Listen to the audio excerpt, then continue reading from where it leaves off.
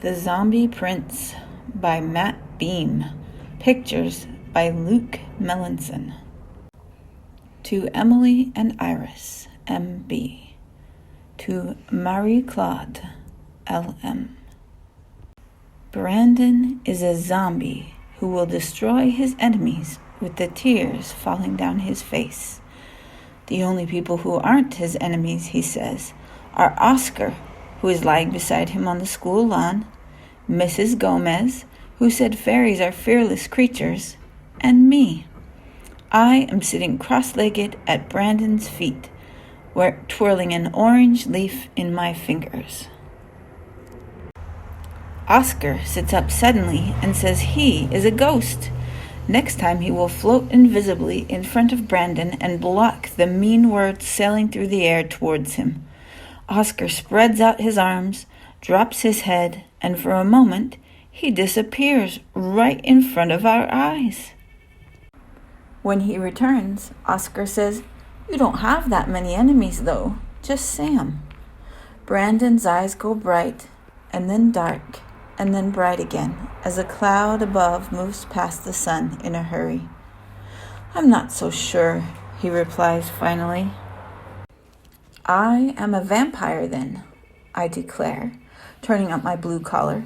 But instead of sucking blood from people's necks, I suck bad things from the air, like pollution and Mrs. Clark's perfume clouds and Sam's mean words. I will suck them all up like a vacuum and make them go away forever. This is why my front tooth is missing. See? "Sam was wrong to hurt you with her words," Mrs. Gomez said gently at recess, with a hand on Brandon's shoulder. "But it wasn't the flower's fault." With his ghostly hands, Oscar pulls up grass and dirt and digs out a resting place for the daisy with no petals and a bent stem. When the flower finally disappears into the ground, I poke the sole of my best friend's shoe.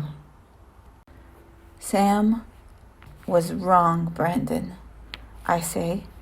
"I mean, you'd make an awesome fairy, but you actually look more like Prince."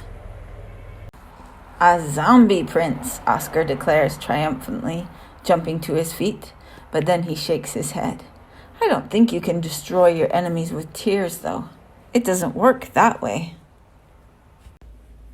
Brandon's arms are now behind his head, and the trails from his tears are almost dry on his freckled cheeks. "Yeah," he says finally, "a zombie prince. I like that." Oscar makes wingtips of his dirty hands and airplanes away towards the water fountain. "Check out those clouds up there," Brandon says to me, pointing up to the sky. "They look like baby yetis." I squint up towards the clouds, blocking the sun with the palm of my hand. Its rays shoot through my fingers like magical laser beams. The clouds just look like clouds to me, though. I turn back to say this when I see that Brandon's eyes are closed, and he is smiling. The end.